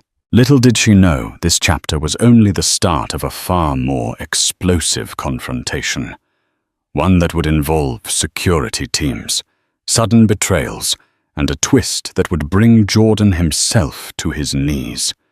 Life outside the mansion was lonely, but Elizabeth was thankful for the reprieve from Ava's manipulations. She rented a small apartment near downtown Austin and used what funds she had left to secure her basic needs, while Michelle continued to press for a financial freeze on Jordan's assets. In the weeks following the tense board meeting, Jordan went surprisingly quiet. No more legal letters arrived. No more credit lines were sabotaged. He didn't attempt to contact Elizabeth, nor did Ava. Instead, it seemed as though they had retreated into some silent fortress, likely strategizing their next move. Elizabeth took advantage of the lull. She reconnected with old friends and mentors, explaining partially at least what she was going through. While many were shocked, they offered support in the form of references, moral encouragement, and occasional leads for a stable job or a business partnership. Despite the heartbreak, Elizabeth discovered a renewed sense of purpose. She wasn't just a passive bystander in Jordan's world. She had her own capabilities, her own strengths. Slowly, she started consulting for small tech firms, using her communications and PR background to help them craft compelling pitches. It wasn't a fortune, but it was honest work that reminded her she could stand on her own 2 feet. Then one evening, she received a phone call from an unknown number. A crisp, professional voice greeted her. "Hello, Elizabeth. This is Patricia Carlson. I'm an executive assistant at Tesla, working under Elon Musk's leadership team." Elizabeth's heart thudded. She had met Patricia briefly at a tech conference in Berlin 2 years ago, but they'd never exchanged more than pleasantries. "How can I help you?" Elizabeth asked, mind racing. Patricia hesitated. "I might have information relevant to your predicament with Jordan. Let's just say some of our legal divisions have been observing Ava Monroe for a while, and some red flags have come up." Red flags. Elizabeth's curiosity flared. "You're investigating her?" A slow exhale from the other end. "Our major concern is that she's potentially engaged in insider trading, or at least something that veers close to it. She's been known to manipulate powerful men to gain inside info on deals, especially around new technologies. We don't have direct evidence, but we do know that she's heavily involved in your husband's finances. We suspect she might be siphoning resources for her own agendas." Elizabeth's mind reeled. This was bigger than a domestic spat. Ava might be leveraging Jordan's resources and connections to stake her own claims in the tech world. That explained the sudden shifts in finances, the new trust accounts, and the lines of credit. Patricia continued. "We want to bring her down, but we need more information. You, Elizabeth, might be in a unique position to gather that." Elizabeth tapped her fingers on the kitchen counter. "Isn't that something your legal team handles?" A rueful laugh. "Yes, but we need Jordan's direct involvement. We suspect he's unwittingly giving her access to confidential materials through corporate crossovers or joint ventures. If you can help us prove it, we can kill 2 birds with 1 stone, protect Tesla's proprietary data, and help you gain leverage in your divorce." Elizabeth considered the offer. It was risky. If Ava was truly up to something illegal, Elizabeth could expose herself to potential backlash, but the lure of finally getting the upper hand was strong. "I'll do what I can," Elizabeth replied cautiously. "But how do I communicate with you about this?" Patricia gave her a secure email address and instructions on how to encrypt files. "And one more thing," Patricia said, before hanging up. "People like Ava are cunning. She'll anticipate your every move. Don't trust phone lines or any device that Jordan has access to. Be careful. Elizabeth thanked her and ended the call. Adrenaline coursing through her. For the next few days, she scoured her digital archives for anything that might hint at insider information. Jordan's old emails messages about collaborations with major tech companies like Tesla or Amazon, documents that Ava might have manipulated anything that showed a trail of questionable activity. She found a few suspicious threads, forwarded emails from Jordan's corporate account that were CC'd to Ava's personal address. Attachments relating to Tesla's Project Next Gen battery were among them, though none of this was strictly proof of wrongdoing yet. Elizabeth compiled what she could and sent them to the secure email Patricia provided. In response, Patricia confirmed that these were valuable leads, but incomplete. "Keep digging," she urged, "and let me know if you get direct evidence of deals or monetary gains tied to these inside details." Meanwhile, Michelle Elizabeth's lawyer was preparing for a preliminary hearing to freeze some of Jordan's assets. She insisted Elizabeth come to court to testify about the financial abuse and the suspicious activities they had uncovered. But Jordan's side surprised them by agreeing to a partial freeze without argument. "That's strange," Michelle said, tapping a pen against the conference table. "Why would he agree so easily?" Elizabeth shrugged, perplexed. "Maybe he realizes fighting me will look bad in front of the board." But Michelle wasn't convinced. "I suspect he's preparing a bigger move. Be vigilant. He may have more leverage than we know." The next morning, Elizabeth received an unsolicited text from Jordan. "We need to talk, face to face." She felt a swirl of conflicting emotions: anger, sorrow, curiosity. But she knew she had to tread carefully. She agreed to meet him in a public place, a cafe near the courthouse, where she could keep the upper hand. When Jordan arrived, he looked tired, as though the weight of his troubles had worn him down. He offered a half smile, which Elizabeth did not return. "Liz?" He began using the old nickname he once uttered, with affection. Things got out of hand. She crossed her arms. "You think—" He sighed, scanning her face for warmth that was no longer there. "I want to settle this amicably. We can discuss spousal support, property divisions, everything. No need for a long, nasty court battle." Elizabeth let the silence hover. She wasn't naive enough to believe him at face value. "Amicably? Are you telling me Ava is out of the picture?" Jordan's shoulders tensed. "This is about you and me, not her. Look, maybe I got carried away with Ava's advice. She's a brilliant attorney." "She's manipulative," Elizabeth cut in sharply. He brushed the point aside. "Regardless, I'm willing to compromise, but I need you to lay off this insider trading nonsense. It's reckless. You're endangering my reputation." Elizabeth realized then that Jordan knew she'd been snooping into his communications. Perhaps Tesla's legal inquiries had begun reverberating in his circle. She saw the fear in his eyes. He was worried, if not about losing her, then about losing his empire.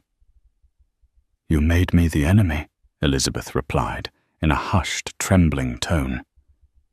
"When you let your mistress cut off my cards and throw me out of my home." Jordan looked away, shame flickering on his face. "I didn't handle that well. But you have to understand the pressure I'm under with these deals." She waited, letting him squirm. Then he continued. "You'll get a fair share. I promise. I just need you to stop meddling in my professional affairs, especially with Tesla or any other major collaborators. You'll ruin me if you do." A bitter laugh escaped Elizabeth.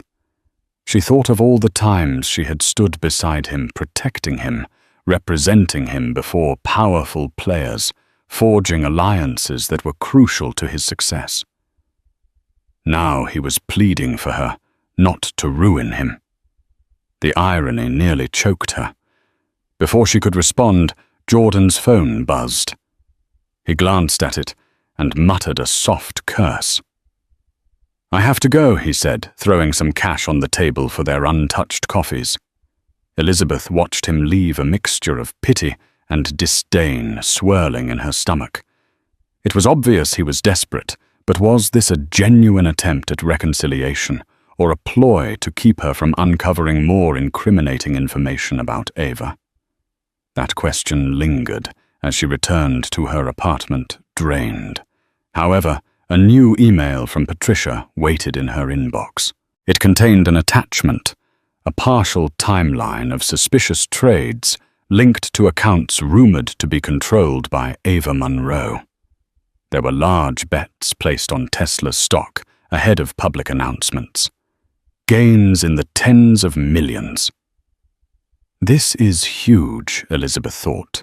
If she connected these trades to emails or calls between Jordan and Ava, it could be the smoking gun. And while Elizabeth had no intention of going to the feds on her own, Tesla's legal team could bury Ava, and by extension, Jordan's complicity, if he was involved. Elizabeth clutched her phone, anxiety coursing through her. She was walking a razor's edge. One false step, and Jordan might retaliate more fiercely, or Ava might strike. But a successful strike against Ava could free Elizabeth from this entire ordeal, giving her the leverage to secure a fair divorce settlement, or even land Jordan in deeper trouble, depending on his role. She reached for her phone to text Patricia when it buzzed in her hand. A call from an unknown number again.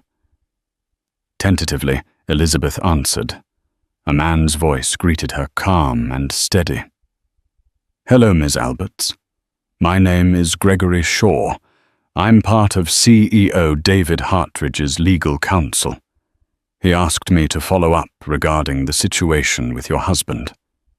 Elizabeth's heart skipped. Hartridge's legal counsel. "We understand from Mr. Hartridge's conversation with you that there might be unethical or even illegal behavior in play," Gregory continued. "The board is concerned about potential liability if Jordan's personal dealings spill into our corporate structure. We can't risk another scandal. Mr. Hartridge would like to assist you discreetly." Elizabeth exhaled slowly. She was on the cusp of powerful alliances forming against Jordan and Ava, but the more people got involved, the more dangerous it felt. Gregory concluded, "We'll be in touch with your lawyer. If you have any crucial evidence, Mr. Hartridge suggests you keep it secure. He wants to avoid a public meltdown, but he's prepared to do what's necessary to protect the company's interests, and that includes supporting you in your legal disputes, if it comes to that." Hanging up. Elizabeth felt a measure of validation. The cracks in Jordan's seemingly untouchable world were growing. Perhaps justice would prevail. Yet as she prepared to finalize the next round of documents for Michelle, a gnawing worry kept her awake at night. Cornered animals are the most dangerous, and Jordan, though once gentle and loving, had shown he could be ruthless when threatened. She braced herself for the storm that was surely coming.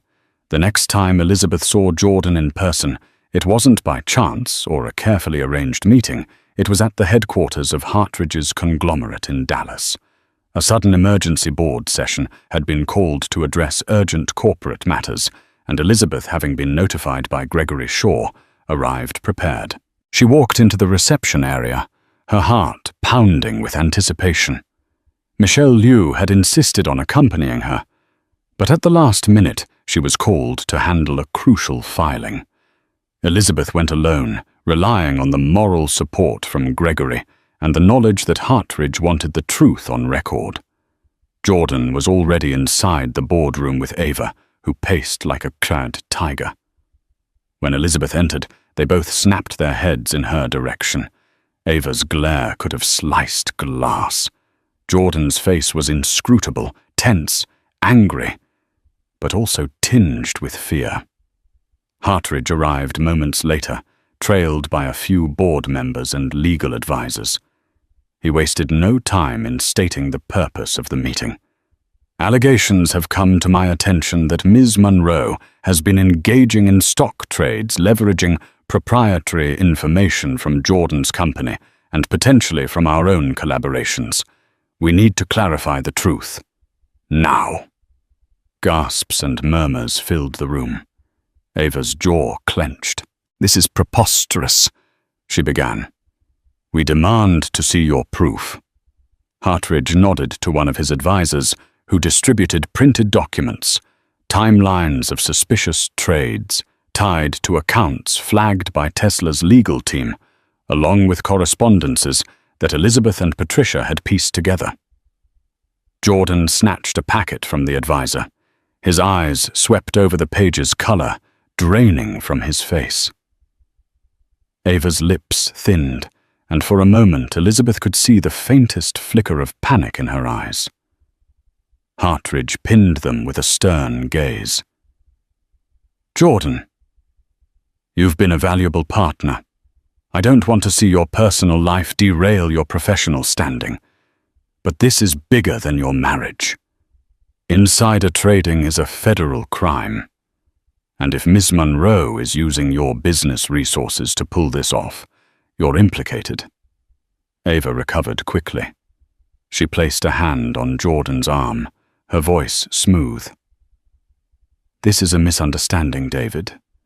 Anyone can align stock trades with corporate announcements. It's called speculation." Elizabeth decided enough was enough. She stood. "Speculation is one thing, but forwarding private emails, entire business proposals, and preliminary press releases is not speculation. I've seen the messages. You're literally discussing the best times to execute trades based on announcements that hadn't been made public yet." Ava whirled on Elizabeth. "You have no legal standing to claim that.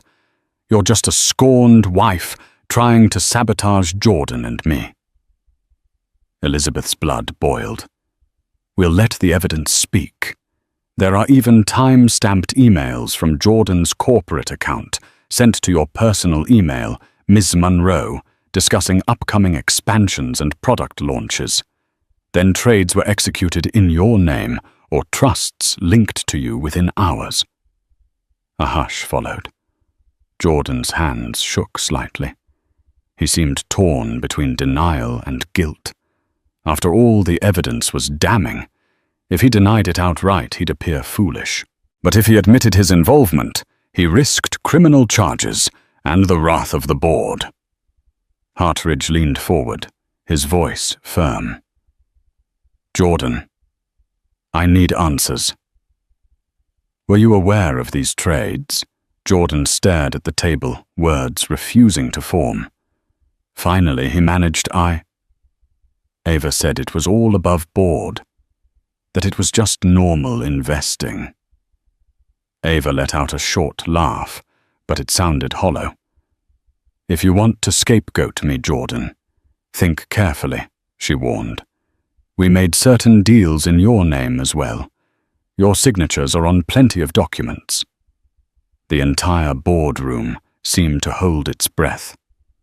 Hartridge addressed one of his legal advisors. "Have we sent this to the SEC?" "Not yet," the advisor responded. "We wanted to confront them first." Jordan shot to his feet, panic etched on his face. "No need to escalate it. We can handle this internally. If I undo the trades, repay any gains, repay tens of millions of dollars," Hartridge asked. "And that would just be the tip of the iceberg if the SEC digs deeper. This is out of our hands if they launch a formal investigation." Elizabeth watched Jordan unravel. This was the man who had once been so composed, so unstoppable. Now he was cornered, sweat beading on his forehead. Ava, too, looked like a wild animal backed into a corner, eyes darting around the room. At that moment, a building security guard appeared at the door, knocking softly. "Mr. Hartridge, you asked for security on standby," he announced quietly. "Thank you," Hartridge replied, his tone like steel. "I believe we might need you." Ava's eyes flitted towards the door, then back to Hartridge. She adopted a pleading tone. "David, you know me. I've handled legal matters for some of the biggest players in the industry. I would never do anything to jeopardize your trust." Hartridge's face remained stony. "I trusted Jordan, not you. And this evidence suggests you're at the center of a major ethical breach. If you don't have a verifiable explanation for each of these trades and how you obtained insider information, I have no choice but to protect the company from liability."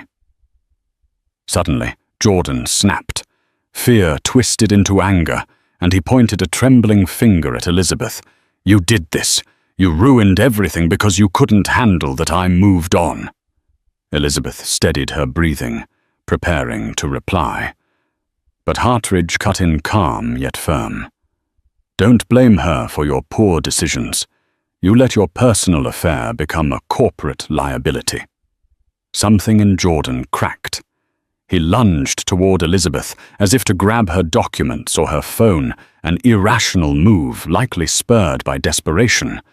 But he never made contact. In a blink, the security guard stepped forward and intercepted Jordan, gripping his arms. "Stand down, sir," the guard said, voice authoritative. Jordan struggled, but the guard was a solid wall of muscle. Ava shrieked. "Let him go." "This is a private matter." Hartridge shook his head, anger coloring his features. "You just attempted to assault someone in my boardroom. Security remove Mr. Alberts from the premises." Jordan's eyes widened in disbelief. "You can't do that. I'm on the board." "Not anymore," Hartridge said grimly. "I can and I will.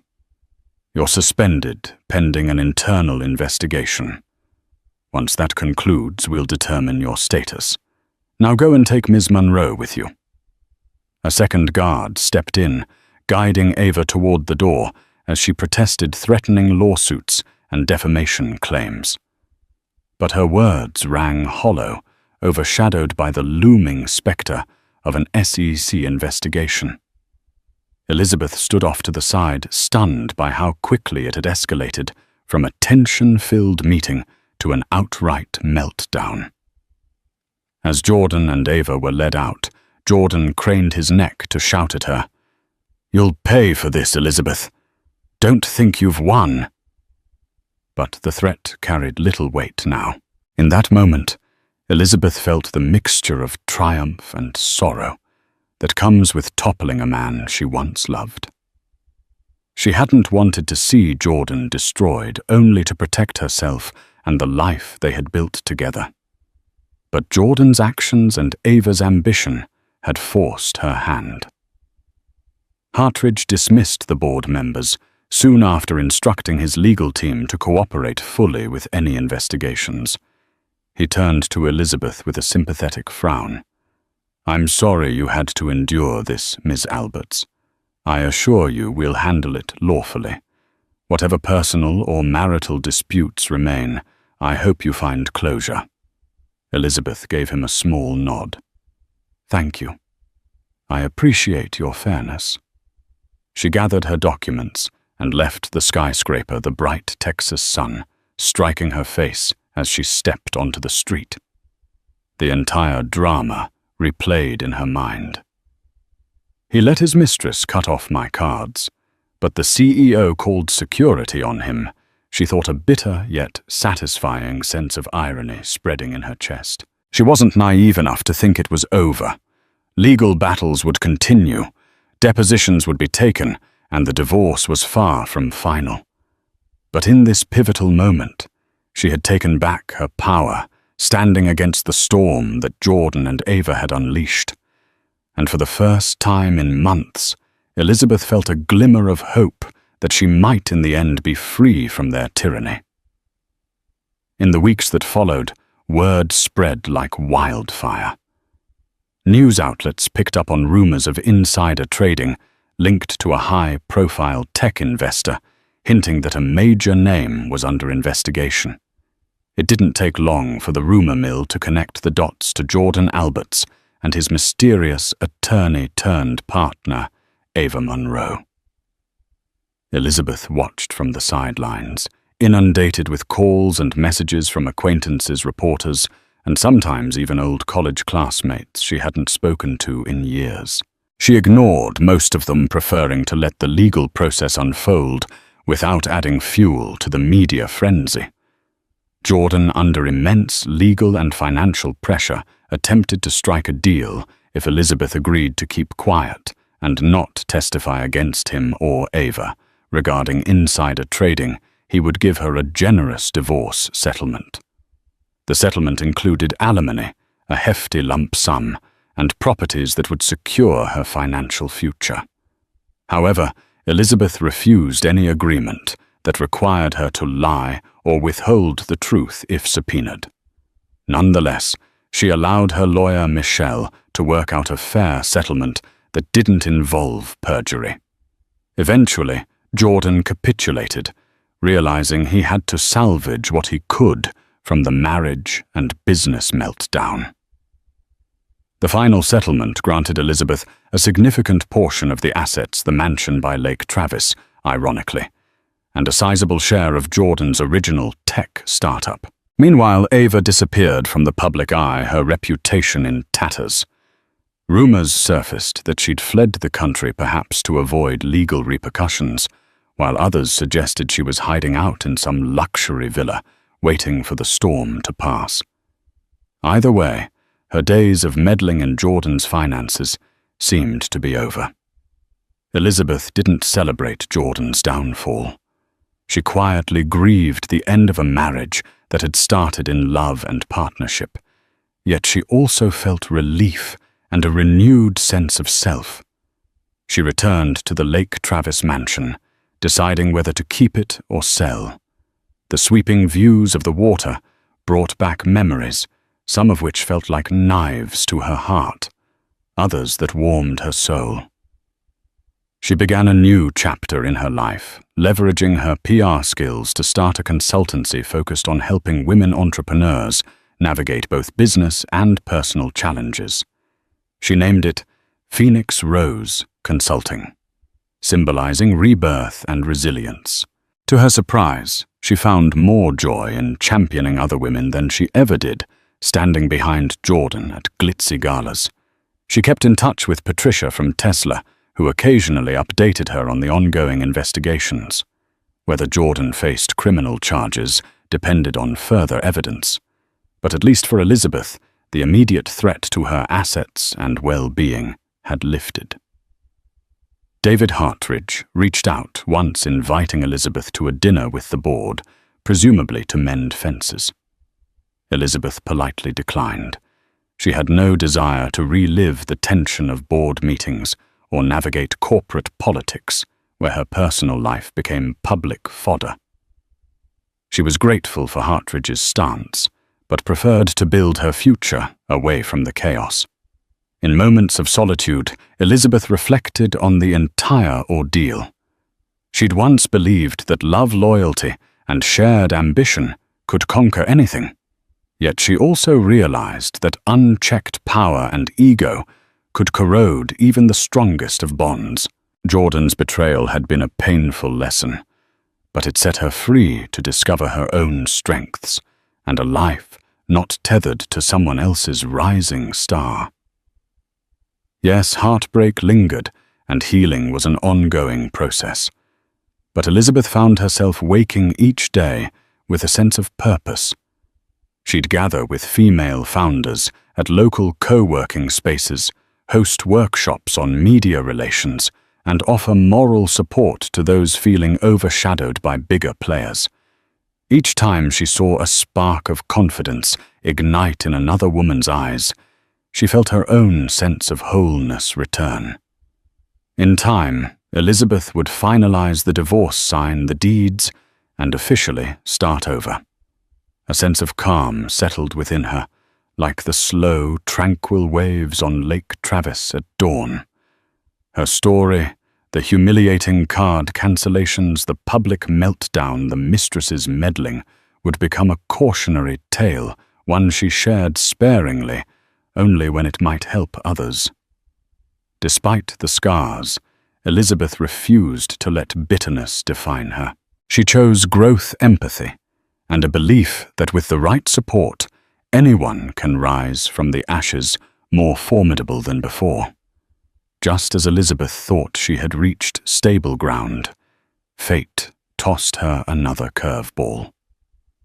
A month after the settlement, Michelle called her urgently. "The feds want to depose you," she said. "They uncovered new evidence Jordan may be involved in deeper crimes, bribery, money laundering. Ava might have orchestrated a network." Elizabeth's stomach dropped. Jordan never mentioned anything like that. "They've found offshore transactions and documents with his signature," Michelle said grimly. 2 days later, Elizabeth sat in a stark federal office, flanked by Michelle and 2 serious agents. They questioned her about Jordan's finances, Ava's role, the card cancellations, and philanthropic events that may have masked backdoor deals. Elizabeth stuck to the facts. She neither speculated nor dramatized. One agent, impressed, said, "You've been very helpful, Ms. Alberts. This case is significant." She left emotionally drained but relieved. She hadn't been dragged down with Jordan, but the storm wasn't over. Whispers followed Jordan was hiding at a secluded ranch, dodging the press. Ava had vanished. More subpoenas were issued. An indictment loomed. Elizabeth stayed focused on her consultancy, channeling stress into helping other women navigate business pitfalls. Her story, once painful, became a symbol of warning and strength. Then came the headlines: Jordan Alberts indicted for insider trading, fraud, and obstruction. Ava was named but still missing. The scandal rocked the tech world. Elizabeth issued a single statement. "I'm saddened by Jordan's choices. I've cooperated fully with authorities and continue to rebuild my life." Eventually, Jordan pled guilty to a lesser charge, offering a tearful courtroom apology. Elizabeth watched from home, tears in her eyes, not from triumph, but quiet grief for the man she once loved. Still, she understood consequences had to follow actions. That night, beneath the soft moonlight over Lake Travis, Elizabeth allowed herself one last cry for the past that died and the hope still waiting ahead. Life has a way of testing our fortitude when we least expect it. Elizabeth Alberts began this journey as a devoted wife, only to see her world upended by betrayal and financial sabotage. Yet what she lost in illusions, she gained in unbreakable resilience. Standing up to powerful forces and calling out wrongdoing isn't easy, but it's sometimes the only way to protect your dignity and your future.